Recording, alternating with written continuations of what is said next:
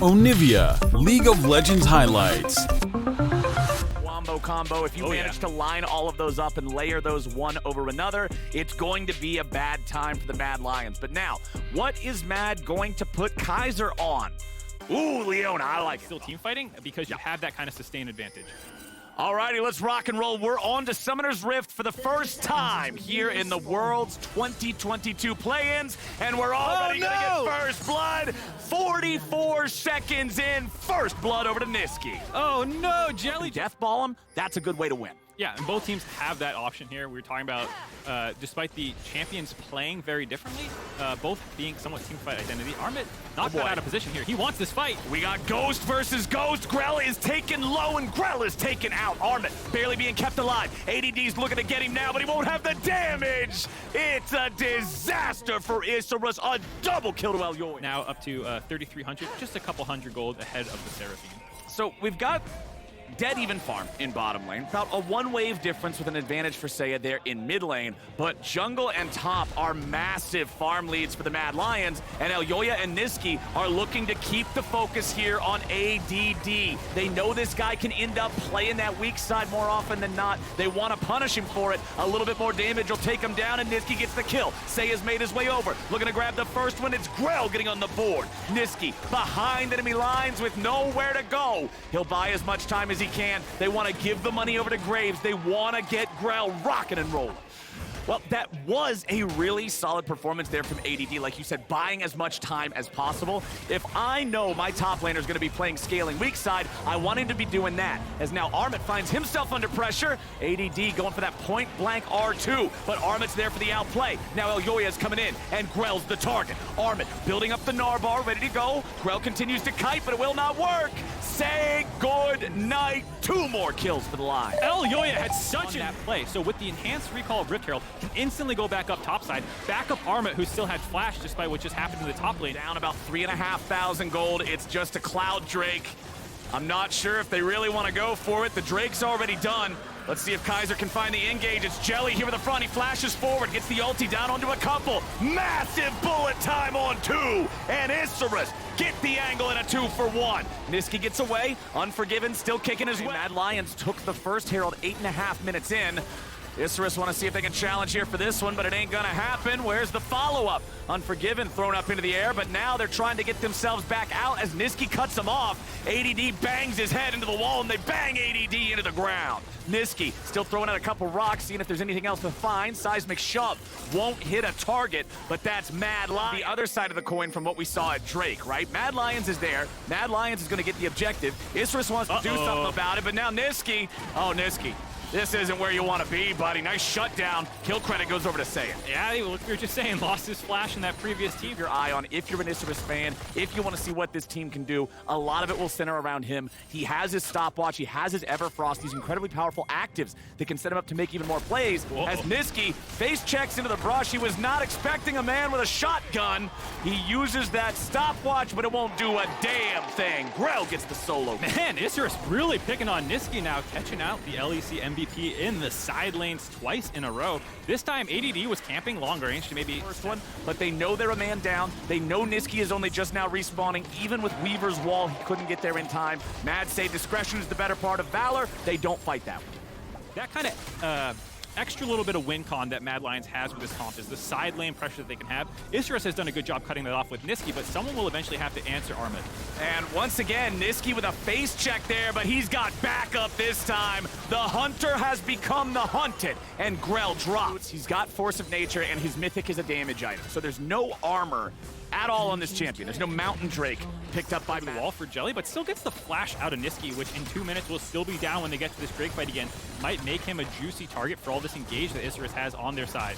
Exactly, and he does not have any sort of an aggro drop. You can see there's no stopwatch, there's no Zonias there for Niski. He has a cleanse that'll be up, but now ADD, he's playing weak side again. The Ignite keeps ticking, the Solar Flare guarantees the damage. Armit flashing in to get that Q just in case, but it won't even be needed. Tier 2 turret drops here in the bottom lane. Hurt the front line of the Mad Lions. They'll force him back for now. Nice stem the bleeding there for Isurus, levels away from starting to turn on his items. So instead they're saying you stay, Mad Lions up in the top side trying to get the Baron pressure down. Mad Lions just going for the Baron. They're saying, all right, you guys had control over that bottom side river. If you want the Drake, take it. But Baron's going to go our way. Isurus hanging around this area. Baron's at about 6. Pressure with the Seraphine in their comp. They can kind of keep posturing around this objective. Force Isurus over and over again to have to face check them. They have such good vision control here in the river, but Isurus are kind of calling that bluff, saying, we'll just keep taking turrets if you don't actually commit onto the Baron. Yeah, Isurus is doing a really good job here, just picking up 2 turrets for free in mid. It's not going to stop them from getting to the Baron in time, you would think.